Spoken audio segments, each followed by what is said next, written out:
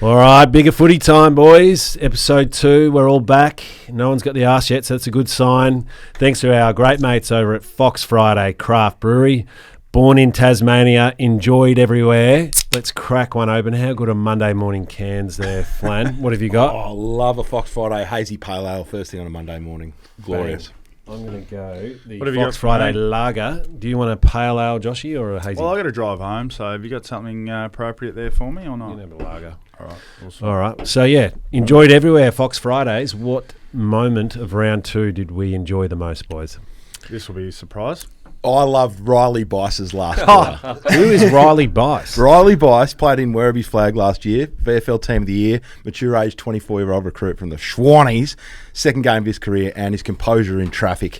When the game was on the line that last quarter, it was huge. He had 14 at 92%, 4 tackles, 4 score involvements, kicked that big goal on the run, first goal of his career, and it was a massive reason why the mighty Schwannies got the win last night. Mate, the Schwannies. How good. Yeah, well, I'm sure we'll get to them, no doubt about it. My Fox Friday moment of the week, the Crows, my Crows, broke a 2,822-day hoodoo. That's the gap between their last win at the MCG. 2017 against Carlton. Back in the day, I played in that game, their last win, and they were electric. They were. The Crows put up 161 after they scored 135 last week, so they might be the real deal. Great for footy, the Crows up and about. Enjoyed everywhere. Moment of the round was just a good realisation for people that, you know, after round 1, I know, we probably add to this, Josh, you definitely do, being in the media, but after round 1, it's all doom and gloom. You feel like it's all predictable. This side's no good. Their season's over. How many sides just came back and made everyone look silly? You had the Saints. You had at least Carlton sort of coming back. Port Adelaide.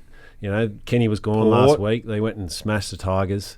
Although, it just makes you think, how the hell did Carlton lose to Richmond in round 1 against that Tigers side? But, the Swannies bounced back, North in particular, so we'll touch on all of them. So that was just my So what's your message there? My message is... calm the farm. Calm down. It's only one game.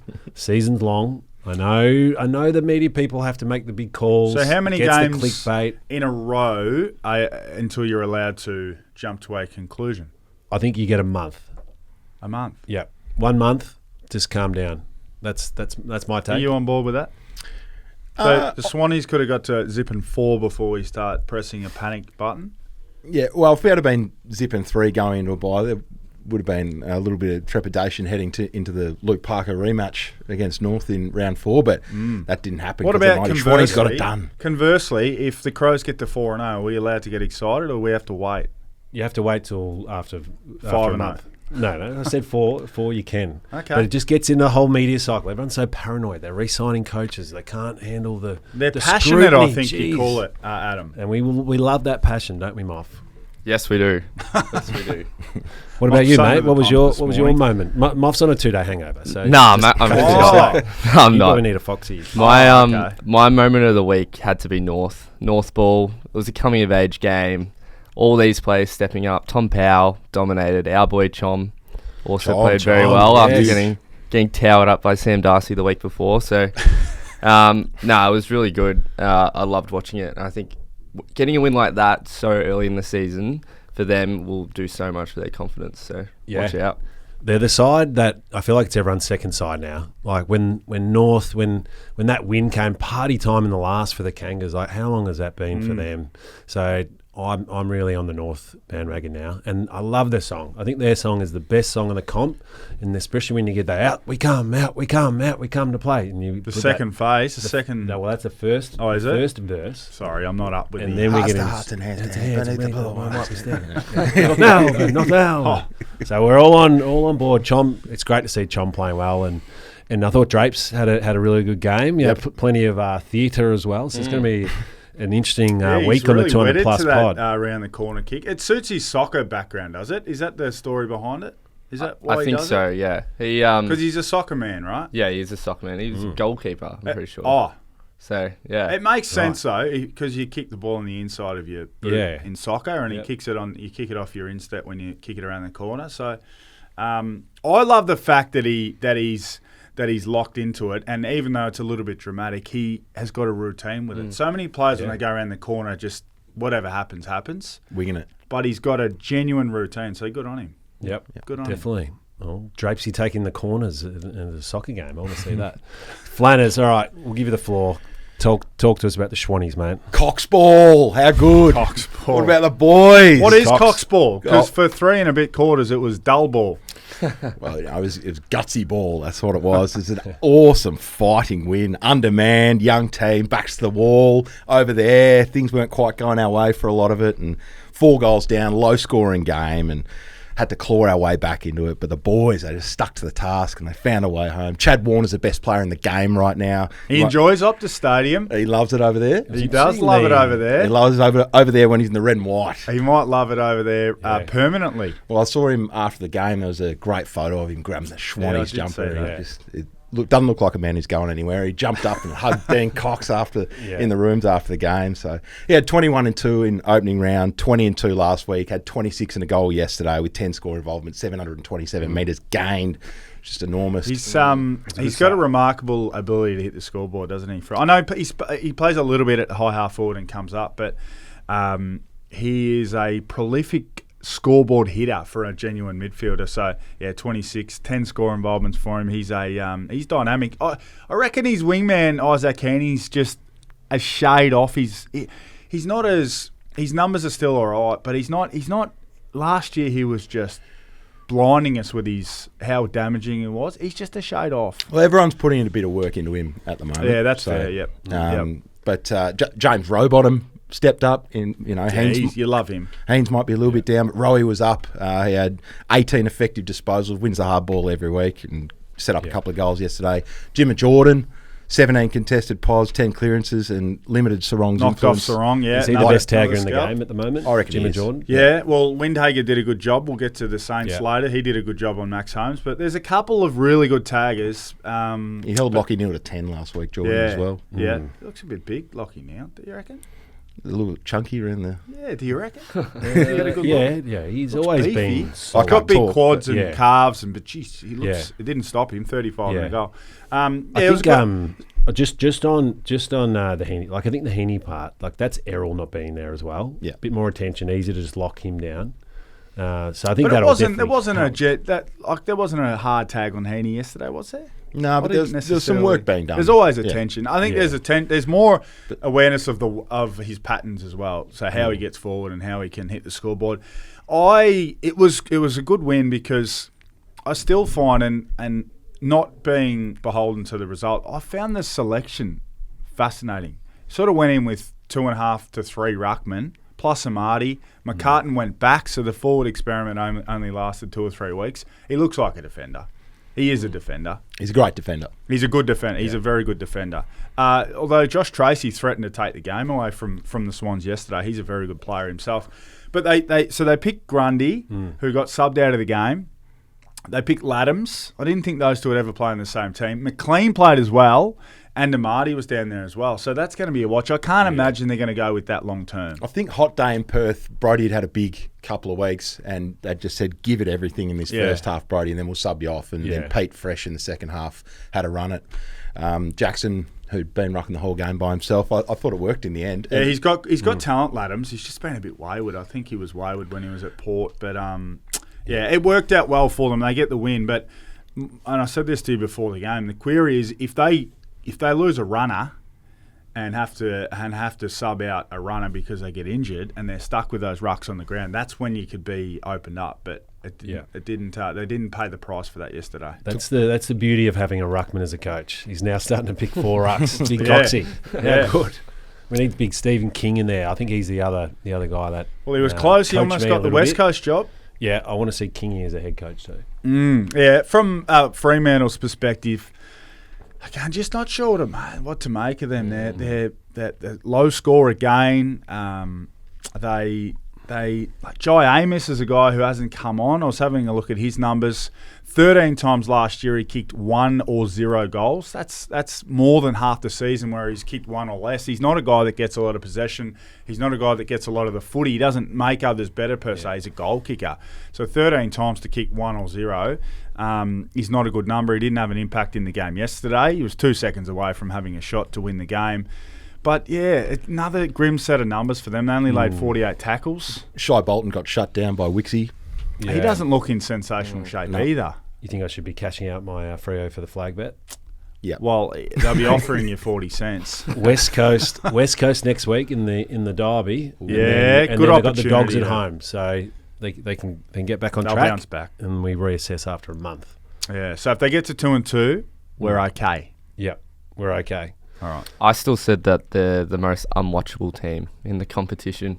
Yeah. Just boring footy. You got so many guns out there that like can play fast, and their style of play just doesn't suit. Yeah. To be honest, I think the final score flattered them. Like, I felt like we were the better team all day. We missed a few shots at the start. At half time, we had 19 forward half turnovers, winning the clearance, winning contested ball. If we had a kick better in front of goal, not missed a few sitters, I reckon we win that game pretty comfortably. But of course, we had to do it the hard way, as the Schwannies sometimes have to do. Yep. Yeah, I'd agree with that. I'm not allowed to ring the alarm bell yet, but halfway through a month, I'd be considering ringing it. And look, a 50-point win over West Coast this week, which is what you'd expect, doesn't really alleviate that much. It does give them an opportunity to play the game how they should play it, and with a bit of speed and with a bit of bravery and boldness. So let's see that. Yeah, it's I guess not a lock. The Eagles were competitive. They flew over 2 days before, Josh, and acclimatised. Yeah, they do that every time they play over there in Brisbane. So you're fascinated by that, but it is the way that they travel every time. I was trying to as find do Fremantle, trying to find little as do everyone that go to Perth. Yeah. I spent the weekend trying to find little edges in where you could see how a side could potentially get a win. And I remember back in the day when you used to go over and travel to Perth. Yep.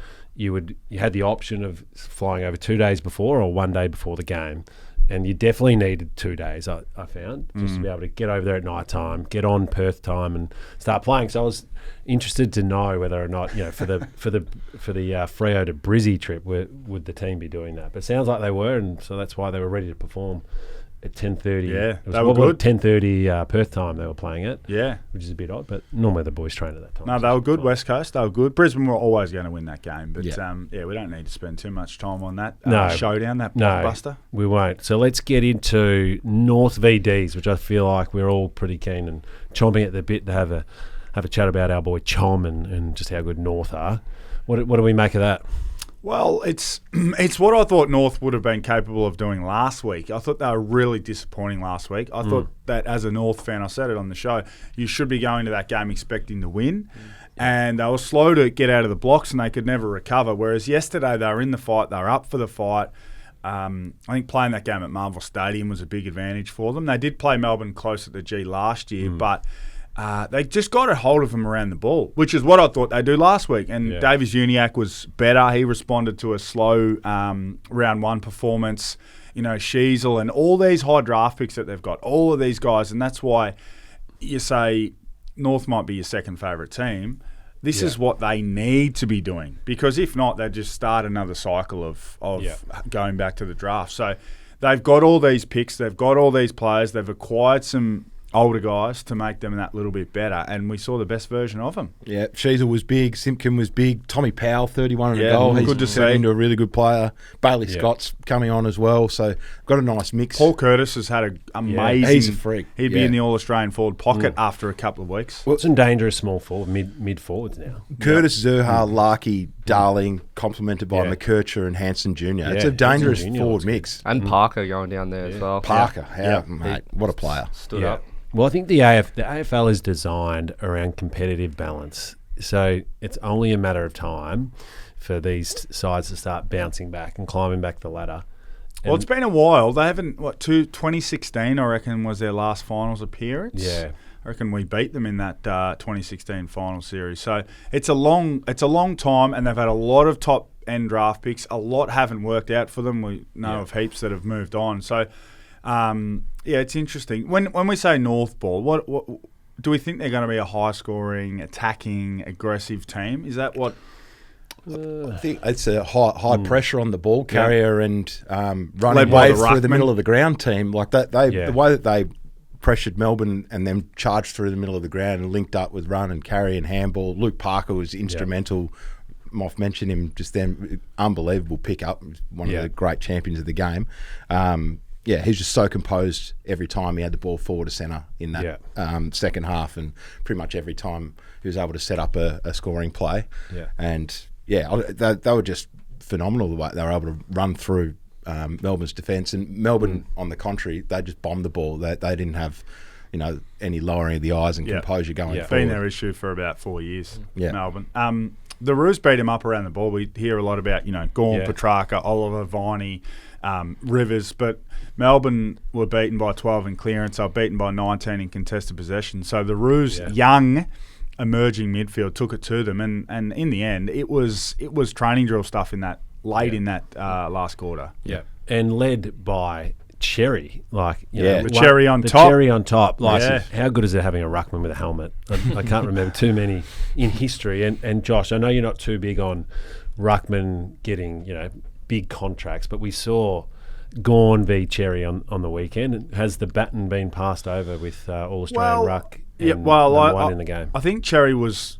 there was a bunch of guys, Cameron and Marshall, and there were a bunch of guys. Your man Brodie Grundy was, I thought, the All-Australian ruckman in the first half of last year. But Xerri he's just a workhorse. He just stays in the fight. He manhandled and battered Tim English last week, and he followed it up again yesterday. They love playing with him. They love when he sets the tone, and he absolutely sets the tone. He's so consistent. His ceiling might not quite be like Max Gawn's very, very best might be just a little bit better than Xerri's very, very best. But Xerri's floor is so high. He just gives you 8 out of 10 every week. Second and third efforts around the ball at ground level. He just hunts. Xerri's unbelievable. Extra mid. He just hunts. 12 clearances yesterday. And look, they're not all clean, but they're giving the team meters gain. They're giving them momentum. I've never heard him speak, Tristan Xerri. Has he ever? We've had him on 200 plus last year. Have you? Yeah. Is he a character, or is he a quiet? He's a bit quiet, softly spoken, but demon when he gets on the field. Yeah, hunts it. Yeah, tackles hard. Wasn't he top 5 in the league with tackles or something last year? He was a machine. Yeah, he was top 3 even, I reckon. Yeah. But speaking of the demons, so they're zipping 2. We heard all summer about the summer of love, and I've been low on them. I was low on them last year, and I was low on them this year. And it's got nothing to do with drama or whether they love each other. They just have mechanical flaws in their game. They have no connection and have shown no improvement at being able to connect from mid forward. The money kick. Yeah, and that forward line is just not good enough if you're not giving him proper delivery. Yeah, and it's a forward line, as you said. It's a forward line that needs golden supply. It needs perfect supply because they're not. Van Rooyen has not yet jumped out of the ground and exploded. He might not. He might, but he might not. So they need. Fritsch has been nowhere first couple of weeks. They need, and the rest of the guys are trying to find their way in the AFL. So they need great supply. They're just not getting anything remotely close. Fritsch 14 goals in the last 12 games, so he's been nowhere. light on.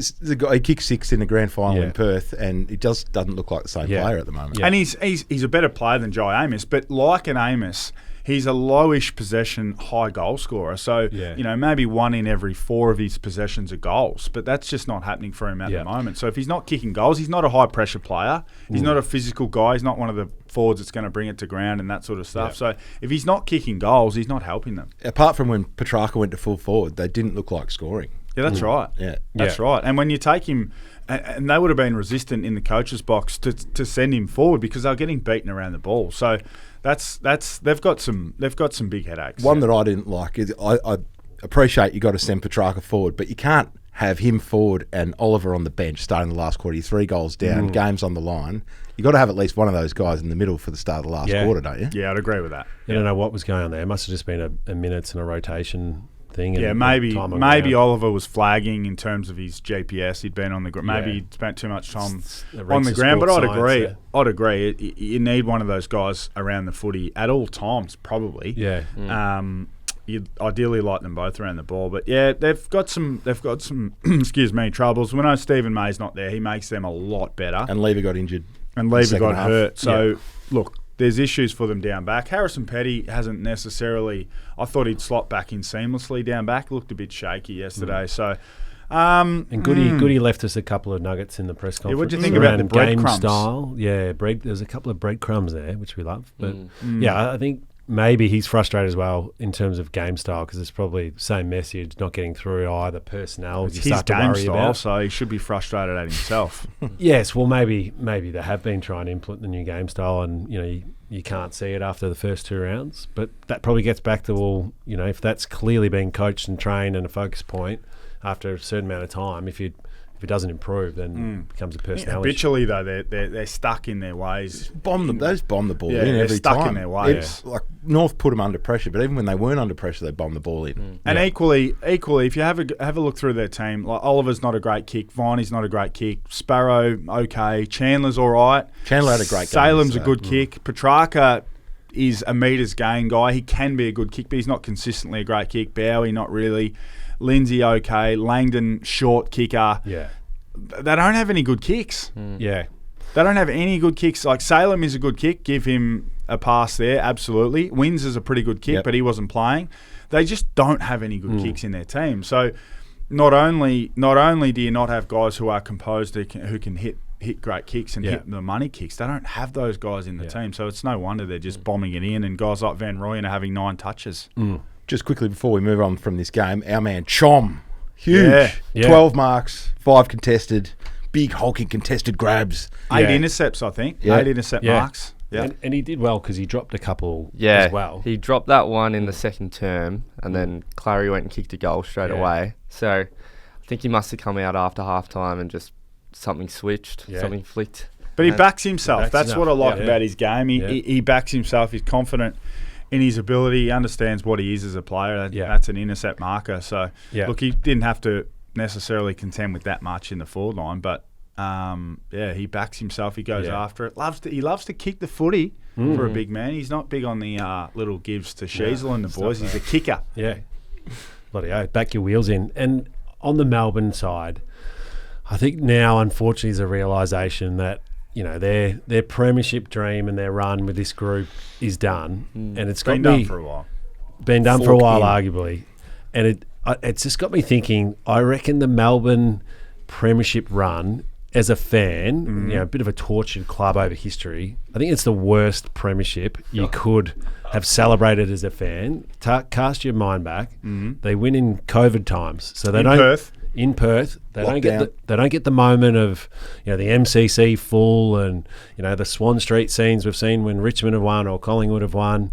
They're all locked in COVID. Yeah. The biggest highlight they get is one of their rich fans sneaking across the border and going to jail for being in Perth. Yeah, they come back the next year and they're out in straight sets. And then the following year, out in straight sets, missed the finals last year. Still haven't won a final at the G. And I want to flag back playing some senior footy, and we started the next year 0-4, and you didn't get any moment to kind of enjoy that. We're the number one team and on top of the perch. Is that fair? I feel like it is fair. I mean, it's unfortunate for them, so it's not necessarily anything they've done wrong. You can only win the premiership that's put in front of you. Definitely take it. I was in Perth during that, and it didn't feel real, any of that. Now.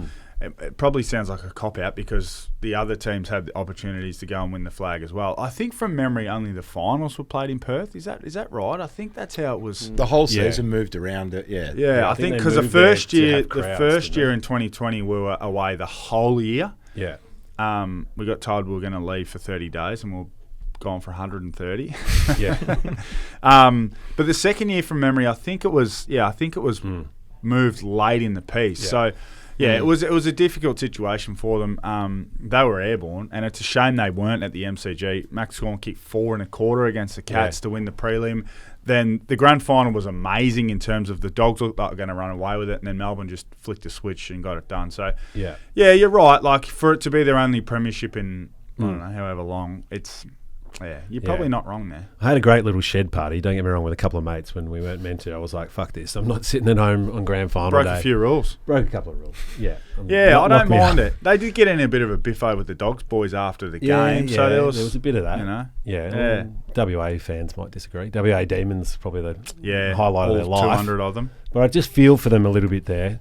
But anyway, the era's over. Ds. Make no mistake, the era's over for them. They're not a contender. Yeah. Make no mistake. Did we want to talk about Goody's comments on Gawn yesterday? Yeah, the breadcrumbs. Yeah. Like, I love Max, so I'm sad to hear that he's got some stuff going on. But but it just brings more attention to him. Like he got beaten by Cherry, but he wasn't that bad, and he hasn't had a bad start to the year. Last year he was pretty. Last week he was pretty good. It didn't need to be said. But was the question asked?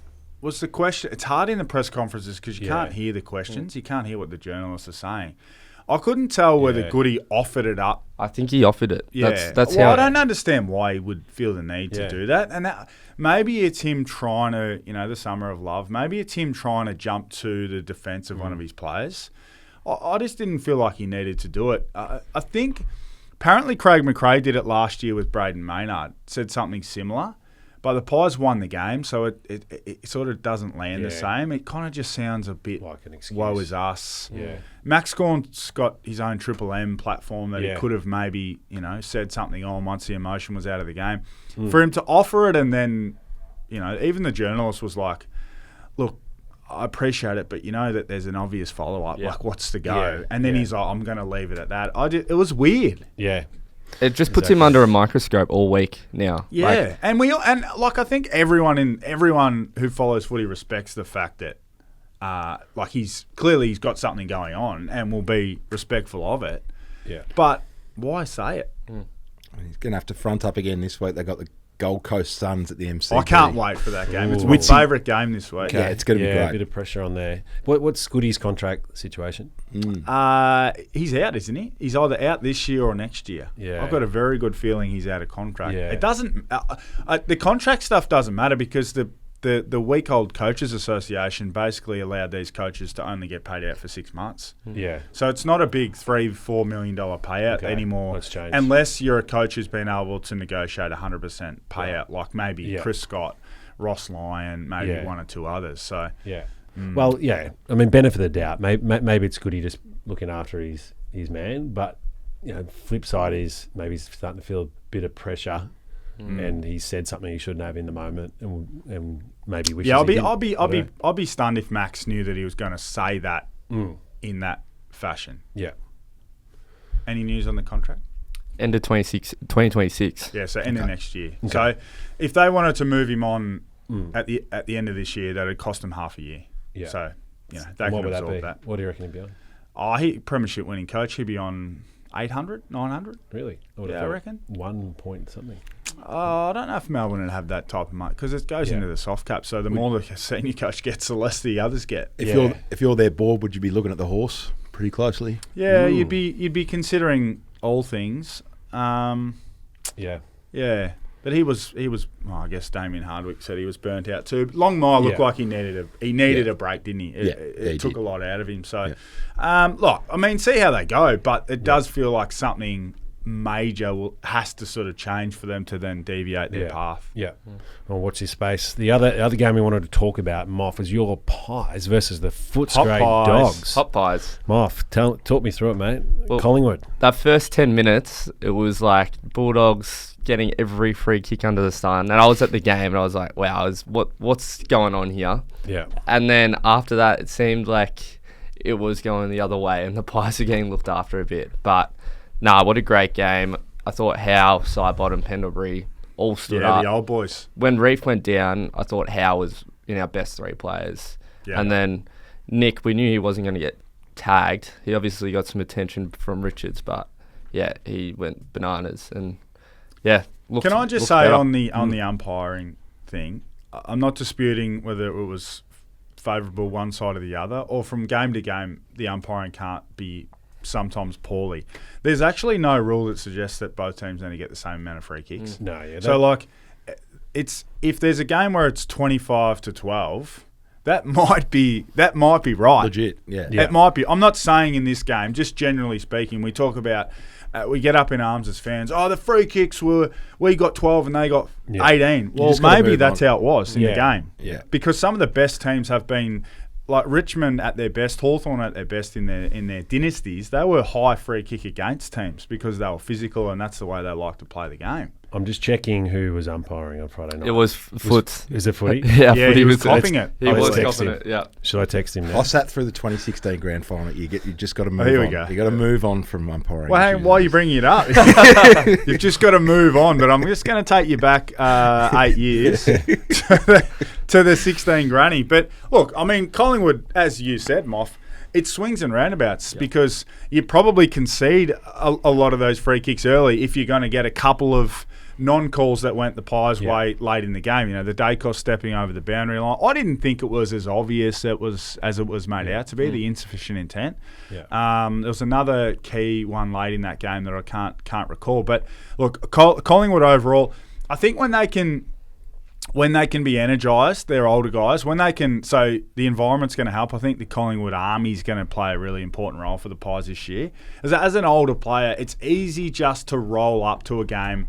I've done this all before. I've played 330. I've played 400 games. Autopilot. Yeah, like it's autopilot. And you get these young 21-year-olds and they can hit you in the face, which is what happened in Western Sydney. It was hot. Yeah. They weren't necessarily up for the fight, whereas then they come back to Melbourne at the MCG. They're up for the fight. They're ready to go. They're energised and they can get it done. So that's where the management of these guys becomes really important.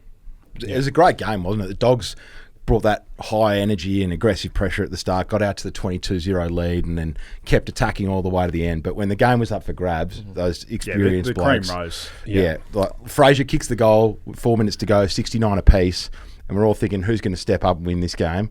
And then forward 50 stoppage, ball hits the deck, bodies everywhere, slips through a few hands in congestion, side bottom, jukes it, bang, goal, game over. Nice. It was a good response from him after that moment in the middle of the the ground, wasn't the poo, the massive poo in the middle of the Yeah, ground. well, we've all done it, Moff, that's for certain. I want to, just on the Dogs, I want to say that they remind me a lot of, so Geelong in 22, and obviously I was involved in the club, so I got to see it firsthand, and then Brisbane last year. So in 22, Geelong had Lockie Henderson, Harry Taylor, Gary Ablett the year beforehand, all move along. And I sort of thought, oh, okay, off the back of that 21 prelim belting, you'd think the Cats would take a step back.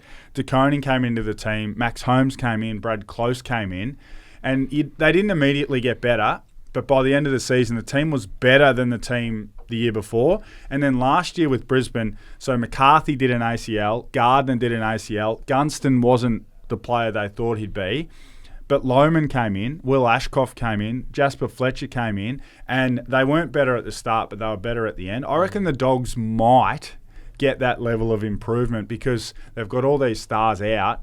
Guys like Fraser and Sanders are getting opportunity around the ball. Ed Richards is the main man around the ball. Gallagher. If these guys are good players, they're getting fast-tracked so that when Bont and Treloar and Liam Jones all come back, They got 10 you games actually in them. will be a better team overall. So it might be really positive for the Dogs by the end of the year. They started well. I did not expect that from them. No, I didn't think And much they've got of them Carlton either. next week on Friday night. So. Yeah, isn't that a big game? The big talking point as well was Sam Darcy. Big Sam my man. Oh, yeah. Like, First tip. Unbelievable. a unicorn. We were saying he's The Aussie Wembenyama. The Aussie Wembenyama. 4 goals, 2. Probably should have kicked those 2 that hit the post. Yeah. But 6 contested marks. when he's marking the ball at the highest point, there's no way you can actually stop him. Yeah. Is he the most dangerous young talent in the game? Doesn't have a weakness. Yeah. Because he's physical, like he's aggressive, he's a good mark, he's a reliable kick, he can kick it on his left. Yeah. Could he win the Coleman this year? He could. Yeah, he definitely could. I don't think it's going to be a big number to win the Coleman this year. It might be low 60s to win the Coleman. They certainly look a better forward line with just 2 talls versus 3 talls. I thought Darcy Moore did all right on him after the first quarter and a half because he had 3 in the first quarter, did he not? 2, he kicked the first 2 of the game. And he kicked his third early in the second, maybe. Yep. I thought Darcy Moore changed his own game to be more physical, particularly in the second half where Darcy had some shots, but I thought Darcy Moore went away from that because that's the thing, that's the risk against. Yeah. If you stand against Sam Darcy and try and play markers up, you're in trouble.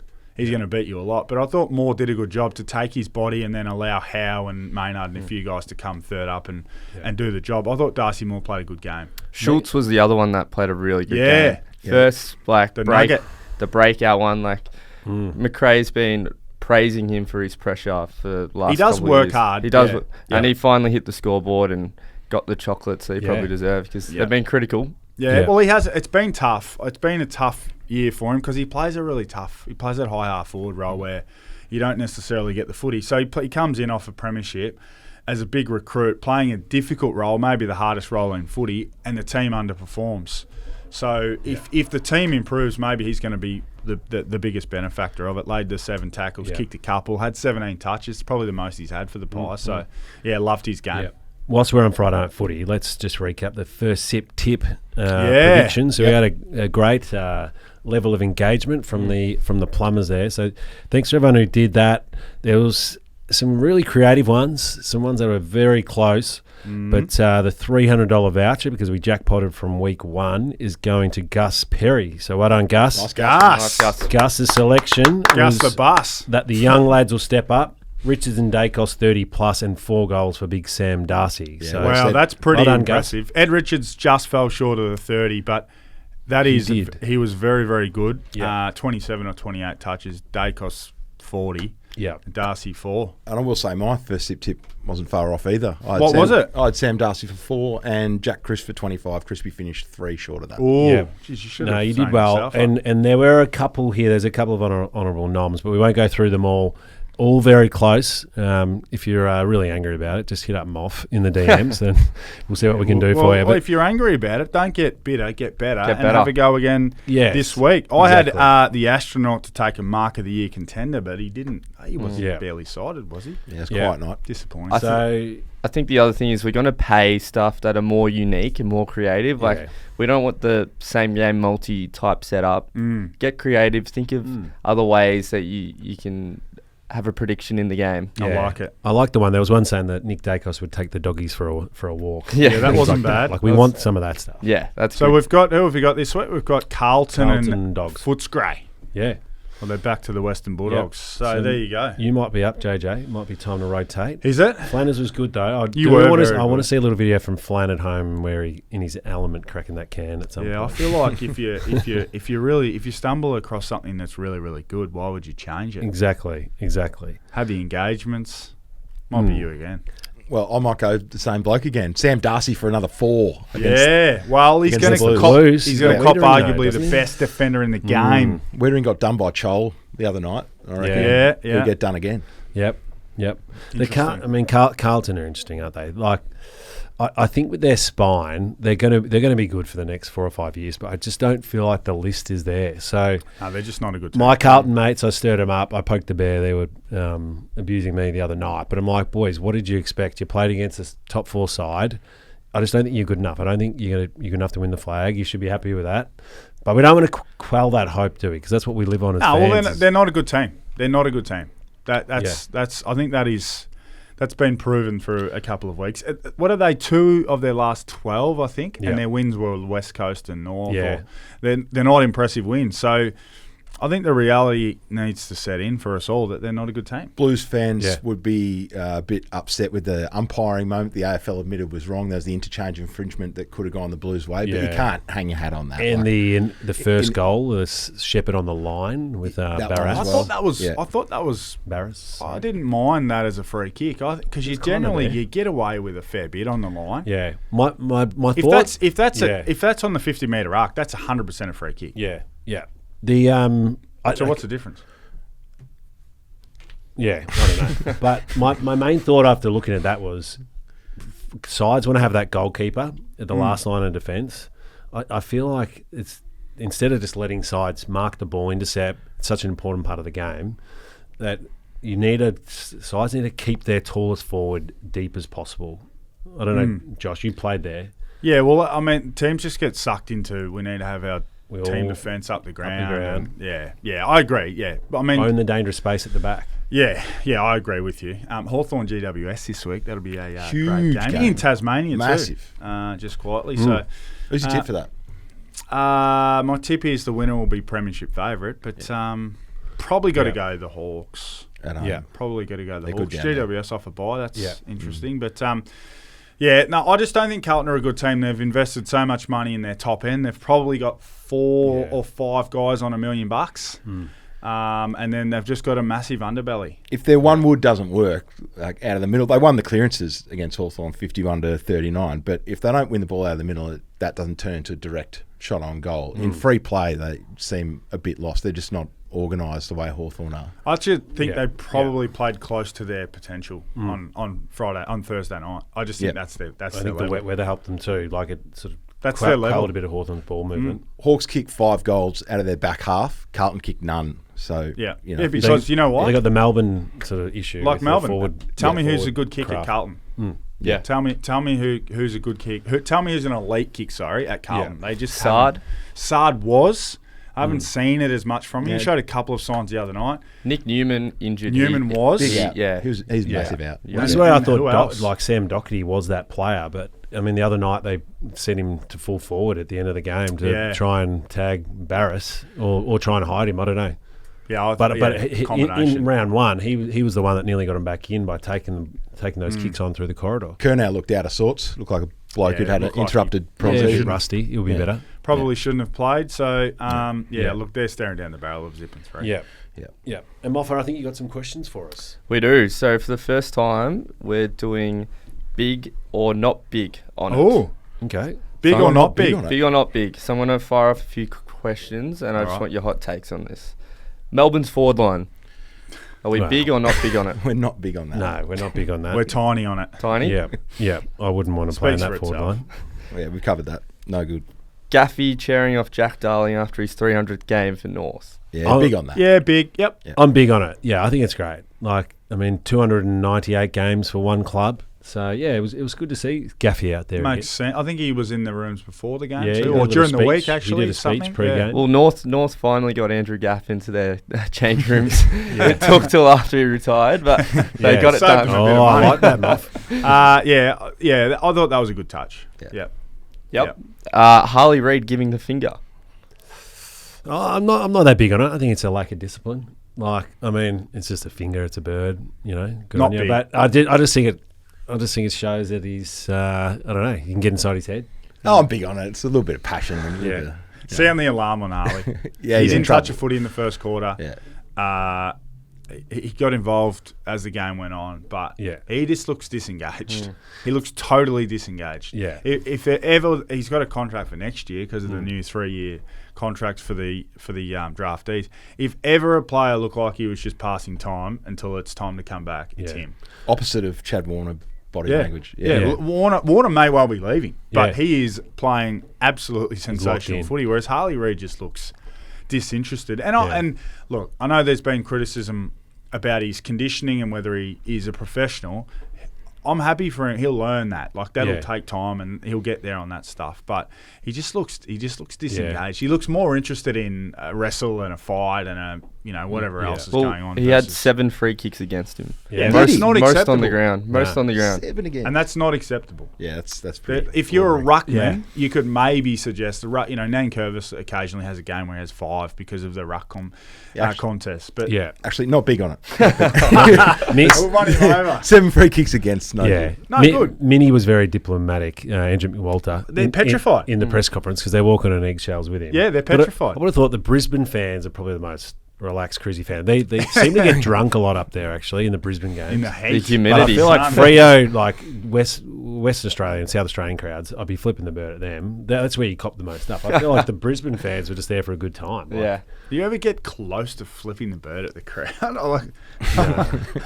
I just remember walking the boundary line a few times at the old Subiaco and Amy Park. I might have done it in the juniors. Yeah. For all When of you're 8. Yeah. No, it's a good one. Adam Simpson's commentary. What do we think?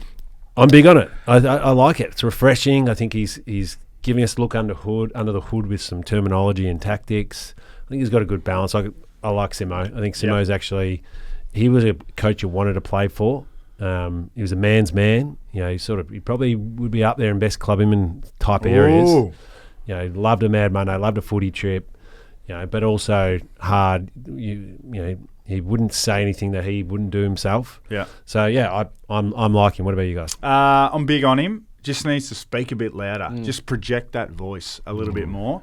I see him and the Horse were on 360 a couple of weeks ago, and I thought it was sensational TV. With as you said, the terminology, taking us behind into the team meetings and what they talk about. So I reckon he's been good. He's cast Will Schofield down to the boundary. I think, giving him another flick. See you, Wilbur. Bad luck, Will. I liked it until last night. I wasn't big on the WA bias call that they had last night. Well, he would hate Freo though, wouldn't he? Yeah, but he was sitting with Pav and Adam Papalier, and the three of them were just... we missed the days that they'd fly over Jared Healy and the Melburnians. No, it was a very WA bias call. The same, Hayden McLean was our fourth tall forward, and we only had two. So, but I'm big on him, but last night I wasn't. He's got a future. Yeah, but he's good though. And Bob Murphy's book reading. Not big on it. It was garbage. Not a library, man. It's the MCG. 65,000 in the house. Were you big on it, Patto? Well, different style. No, I look. His style. I like Bob, but sometimes that clearly rubs some people up the wrong way. But good on him for trying to do it in their tone of voice. But I felt like it was a bit slow. They're Footscray. Yeah, the western suburbs. Yeah, it was a bit slow. There might not even be a library in Footscray. No.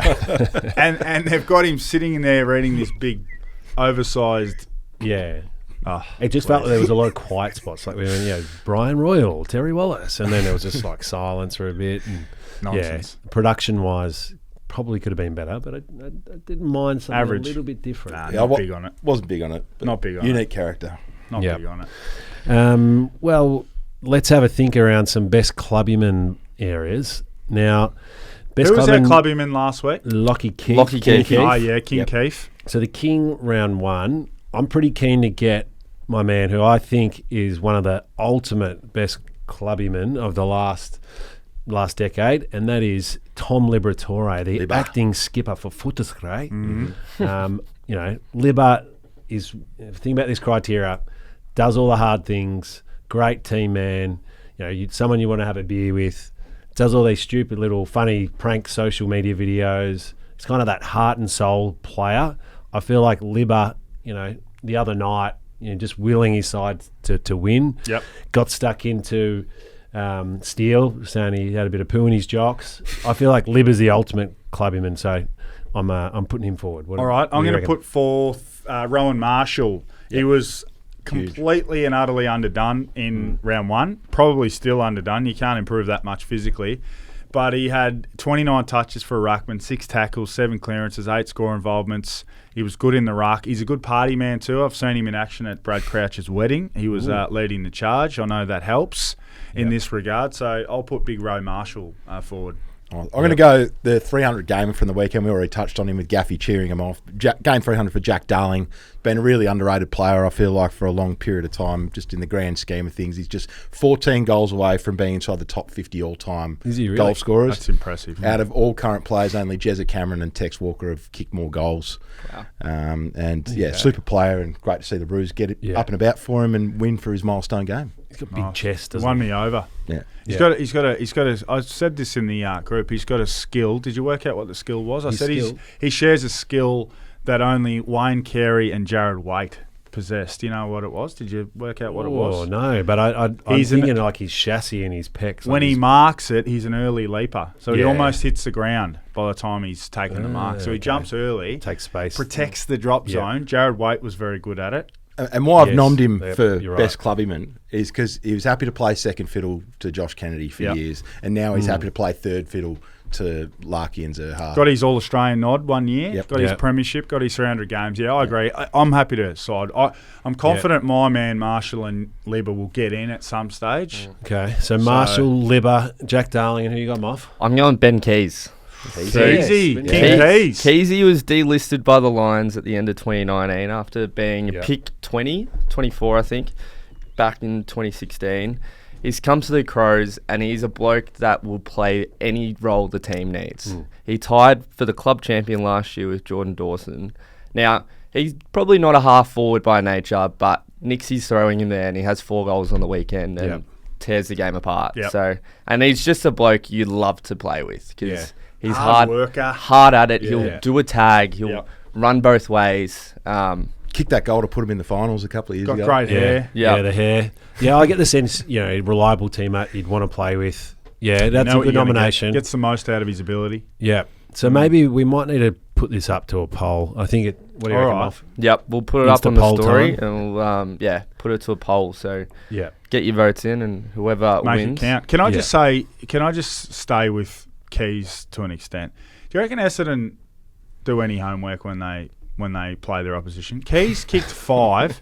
Keys kicked 5 against them last year at Marvel Stadium. So you think, well, this guy hurt us last time we played. He's had 22, 11 marks and kicked 4 on the weekend. So clearly their opposition meetings are just for fun.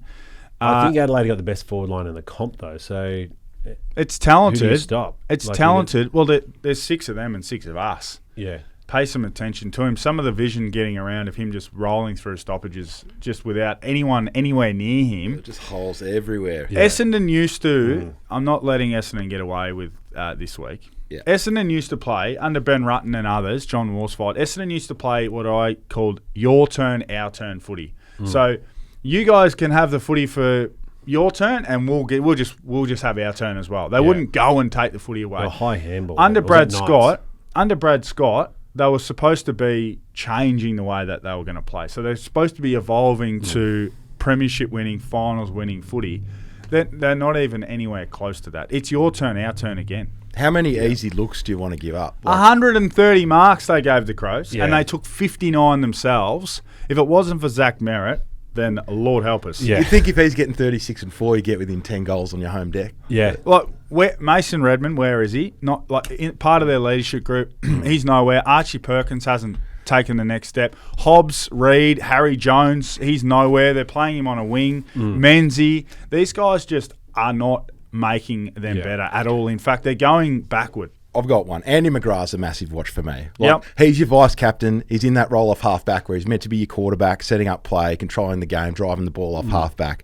And they desperately need him to be a damaging player. Like, he's your number 1 draft pick. But right now, his little sideways chips across the back 50 and handballs to teammates flat foot, like, that's not doing the team any favours at all. If I was Brad Scott, I'd be moving him up to half forward, like, get him reacting to the game and helping out at ground level. Because I feel like he could be a really important link man in their forward half and lacing out the forwards. But if I'm an Essendon fan, I don't want to see him not gaining any ground across half back and with heaps of time and space handballing the ball to Ben Mackay 30 metres out for a defensive goal. Brad Scott's comments I found them really eerie.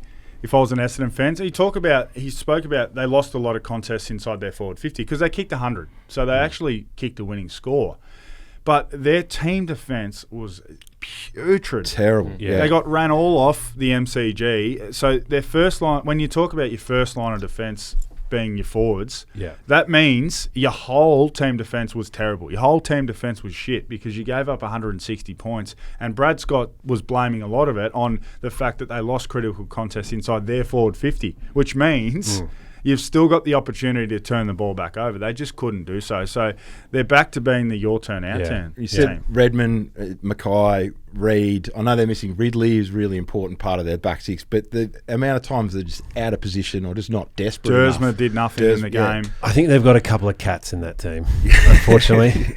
There's a couple that pick and choose. Oh, and how big's their game Thursday night against Port? Yeah. I actually think they'll, to your point at the start of the show, I think they'll bounce back. Yeah. They better. I could see them doing that. I was midfield coach, of the under-18 championship winning Vic Metro side a few years ago, and Andy McGrath was the skipper. Right. So my advice to Andy would be, Andy, very smart, polite, someone you'd want your daughter bringing home, Andy McGrath, top, quality citizen. I'd be like, I want Andy McGrath to play like a Luke Hodge, a little bit more. Maniac. Just a little bit more intense, bit of C in him. Could you cross put half him back? I think he could play on ball, but their midfield's going pretty well. I would consider playing him in the front half of the ground. Yeah. And saying, get after the opposition. Set the tone for us. Because Kako's the only one who's chasing anyone. Yeah. And he could be the link player that is lacing out those forwards. They desperately need an experienced player to lower the eyes and Or hit even 'em on up. the wing, like Harry Jones, maybe somewhere else. It's not working for Harry Jones No. on the wing. I'm You should afraid. watch Rory Laird's game on the weekend. He had 23 at 100% Yep. efficiency. Watch that game and see how he goes about it, and then try and adapt like he does. Yeah. Are you trying to bail, or can I go with one more? Go We're trying one to wrap. I think I just wanted to touch on Saints Cats. Yes, so and do I. I'm really keen to understand where Flanas' flag forecast for Ox Friday is sitting this week. Any ins and outs? There are a couple of ins and outs, yeah. No, there's a few The moves Cats and dropping shakers. out. You want to do Cats? Yeah, I Saints? want to talk about. I reckon Chris Scott and the coaching group got out coached for one of the rare occasions. I reckon Ross, the boss, Yep. and co got the win. So they started the game as they did last week. Now you're a prisoner of the result. I get it. Danger was full forward. He didn't touch a ball for the first 20, 25 minutes. I don't know if he had a touch in the first quarter. He definitely didn't have one for the first 20. Cameron played a lot of wing time. And like a Mitch Nevitt started inside the centre bounce. I just wonder if that sends a message, a subconscious message to the group that this is going to be an easier game or an easy night for us. You don't necessarily start your best players in their best positions, or you don't play them in their best positions. And the other one was Brian Myers, one of Geelong's most important players. St Kilda sent Jack Sinclair to him. Myers goes up the ground and tries to get involved. He couldn't do so because they couldn't get their hands on the footy. And Sinclair was a spare and just dominated the game from half back. Yeah. So I just reckon Ross Lyon and the Saints coaches, I'm hard on Ross, I reckon Yeah. they won the night. And then midfield just outworked him, didn't they? Geelong's midfield is not It's not probably good. not- it's not good, Yeah. but Yeah. they're good at protecting it. Yeah. And that's why Yeah, Myers they're and happy to lose Close and clearances and still win games, aren't and they? Cameron go, look, if you're a coach, I'll ask you all three of you the question. If you're a coach, where do you want Dangerfield to not be, and where do you want Jeremy Cameron to not be? Well, yeah, I think you don't want Danger in the guts, Yeah. winning the hard contested game ball, changed when and he you, went and on you don't ball. want Jez Close to goal. deep close to goal. That's right. The game changed when Danger went on ball. That he started getting after it. Now, I know he was fresher because he played full forward and had seen the ball. But then they might say, well, a couple of Cameron's kicks out of the back half really set up goals. But surely there are other guys who can make those kicks, who can set those kicks up so that he can be that dangerous forward. Because as much as Shannon Neal and Ollie Henry and Stengel tried their best, they're just not match-winning forwards like Cameron is. Are they front runners, Geelong? Ooh, that's not something I'd thought of. Down at Cardinia Park, he's saying they can't travel and they just need the home support there. And I just think they're a vulnerable young team. I think the narrative on Geelong has to be shifted totally. Like their lineup was incredibly young and inexperienced. Like Jai Clark was playing inside mid for them. He's trying to establish himself as a player. I just think they've got a lot of players who are. Sam DeConing was beaten up in the ruck. He's a young ruckman. I know he's played in the Premiership, but he's a young player. So I actually think Geelong are a team that are potentially vulnerable. Connor O'Sullivan in the back line looked all right. Asheen Mullen. They've got a lot of young guys in that team. Yeah. We've got to give credit to the Saints, though. Like, Bloody oath. They were bloody awesome. Jack McRae. Yeah, the three Jacks, Sinclair, McRae and Steele. All bounced back big time. Zach Jones had career best game, I thought. I called that game on radio, and he was amazing, Zach Jones. Did you see it coming, JJ? No. Because I got a bit of mail Yes. that has popped up in my producer chair, and it was Yes. AFL Nation tweeted at 7:20 on Saturday night, in quotes, "I probably can't build a case for them to win the game," and that was Josh Jenkins on St Kilda. It was unfortunate that they chose to tweet that. I did say it, but in defence, could anyone else? No, none of us did. I put my hand up. I said Saints were disappointing and I was worried last week. So Ross taught us all a lesson most that he's annoying one of the part- best coaches in the comp. And No, he's not. Maybe in future weeks I'd like to see a Flanas tiered coach Yeah, so would I. set up. 'Cause I think Ross is still I'll tier work one. on The that. annoying part. I beg your pardon. Oh, okay. The No. annoying part. The annoying part was I actually did anticipate. We all expected St Kilda to give a bit of a response, and I thought Geelong maybe would just come back a peg, but you still think that results in a 6-goal win. Yeah. It's unfortunate they choose to tweet. They pick and choose, don't they? Well, it was in real time. It was before the game. In defence, your AFL punting all the winning bets you're sending me are going Yeah, pretty I'm well. So still you trying are to get seeing through it. it. You are seeing it. I need to get very on that I think chain. it's subscription, boys. Yeah. A couple of big moves that Ross made. bring Mitch Owens back at the team's massive win for him. Yeah, he was huge. I thought Caminiti going back was massive for him. Looks Saving better the down game there. at the end. Saints have some good young players. They do. He's not a They good do. young player, but he looks better in defence. You wait till Filippo comes back. Yeah, he's a gun. We love him. The Saints But he's could be all right. He's coming off a. They can get a lead. They're good at defending a lead. Filippo's got a. Front runners. I think he's got a serious stress fracture. I don't Yeah. think his return is imminent. No, I might it's be not. wrong there, but he's a great young talent. They got to try and hold on to him too. He's had some ties back to South Australia, so yeah, all hope is not lost for them. But they definitely they need Wilkie and Nasir and they're better players to play really really well, which is probably the case for most teams. Yeah, we've. I think that's been really good. We covered the games. Before we finish on Flan, I've had some word back from our favourite umpire in the comp, Nick Foote, just around this. I just sort of said to him, we're on the pod. There's no rule to say that each team should get the same amount of frees, and I won't reveal word for word what he's writing back here, but you can say he's frustrated. The umpires are going through their review at the moment. They feel that they've umpired very well. And just something around those neutral games where all the neutrals are after the dogs, that's a loud noise. But I think the word from footy is, no, get fucked, everyone. I've umpired well. Yeah, right. Well, So there I you like go. that. No, We support our boy.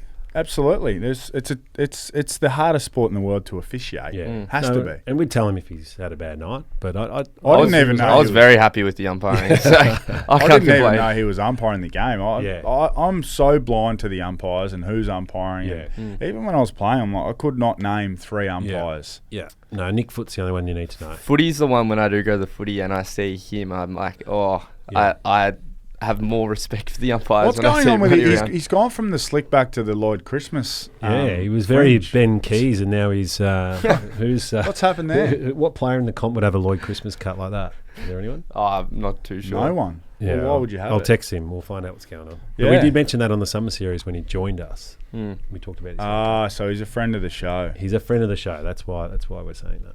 Okay. All right, Flanas, bring us home. Just quickly before we get into the to Flan's flag forecast, just the one game that we haven't covered. Port Adelaide smashed Richmond. Good reason for that.